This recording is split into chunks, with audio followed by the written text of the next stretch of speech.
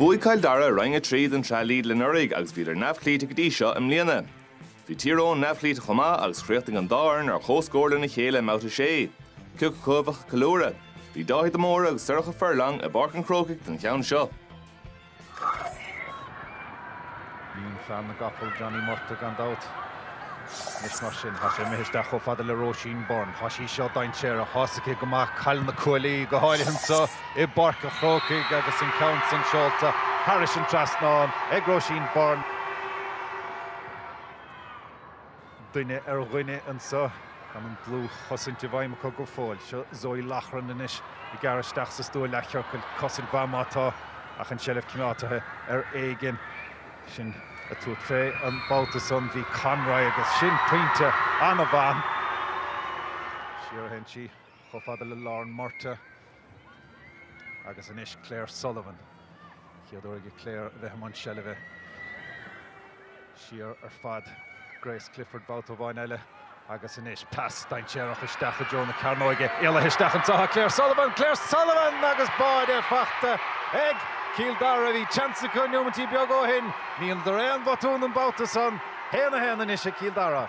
Scóirínta an sin an slash céim beag ar ina Claire Sullivan chun an spás a cruthú de féin ach an fís a rís ó Róisín Byrne agus críocht den scob scóiríntaach fórna é sin.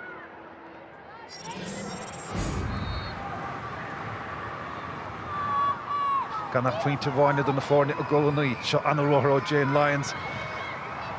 Agus an sciarach caiilte ríiste haar nationis mátá ag Maria Canavan lena citóig an count san buailte agus an count san buailte go hálínta ag Maria Canavan. Saul I Joe an taobhlí na hensí sin.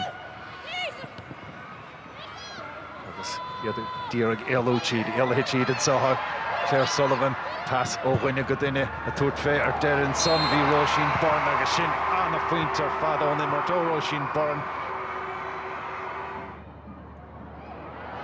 Check dash Courage. Sé seo daint séarach an spás acu.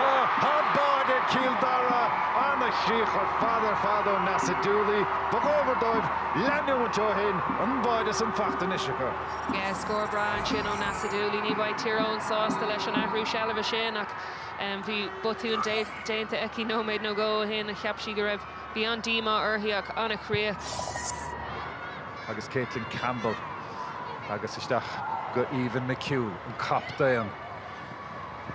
Agus isteach go Sasha Byrne puinte ici sa chiad le an count san inis. Hasá daint séarach a sé Even an trasnáin agus an choile buailte agus an neir na dála Harris an trasnáin ó Even McHugh bhí gluiseacht fórna úntach an son.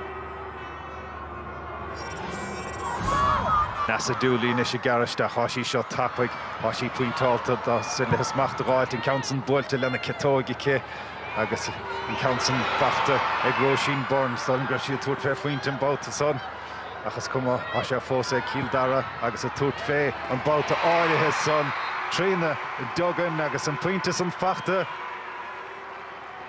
Yes leis sin a bheith amachtas na cuis an staire ón déobh Halden Barc agus a gárdach choran eile de Kildare. Téis de álaigh anna bhanarig péis ge leis a chúnead ar an únsaí. Sin ceann mór ard ó Lara Corran agus sin ceann anna faointe ar fad gan íocht taca isteach.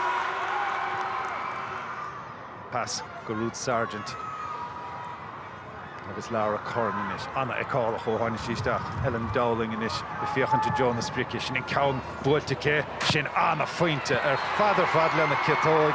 Bhíidir féinach, bhíidir puintáilta lena passanna. Tuaisí puinte ó Chéanahín a dútha sí fé a tara ceann siar go Róisín Born leabhlacáil agus há sé ag Caitlin Donnelly sa bháide inis mar sin ní rinneann passas fearr a bhfuil Donnelly riamh agus há sé thnáis ag Kildare báta bhain eile agus ag Nia Farrelly níos mar sin há spásansa ag Kildare iireachtan san ó Kildare agus puinte fachta acu in éire na dála. Kildare choirithe roinadón na sraithe imlíana agus anna chúpla bliain ar fad curtha isteach acu.